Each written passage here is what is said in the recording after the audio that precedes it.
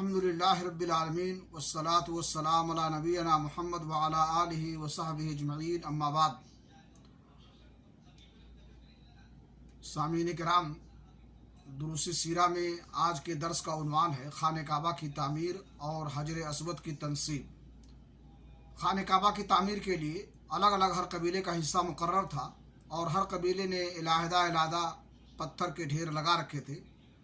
تعمیر شروع ہوئی۔ باقوم نامی ایک رومی معمار نگراں تھا۔ جب عمارت حجر اسود تک بلند ہو چکی تو یہ جھگڑا اٹھ کھڑا ہوا کہ حجر اسود کو اس کی جگہ رکھنے کا شرف و امتیاز کسے حاصل ہو۔ یہ جھگڑا 4-5 دن تک جاری رہا اور رفتہ رفتہ اس قدر شدت اختیار کر گیا کہ معلوم ہوتا تھا کہ سرزمین حرم میں سخت خون خرابہ ہو جائے گا۔ لیکن ابو امیہ مخزومی نے یہ کہہ کر فیصلے کی ایک صورت پیدا کر دی کہ مسجد حرام کے دروازے سے دوسرے دن جو سب سے پہلے داخل ہو اسے اپنے جھگڑے کا حکم مان لے۔ لوگوں نے تجویز منظور کر لی۔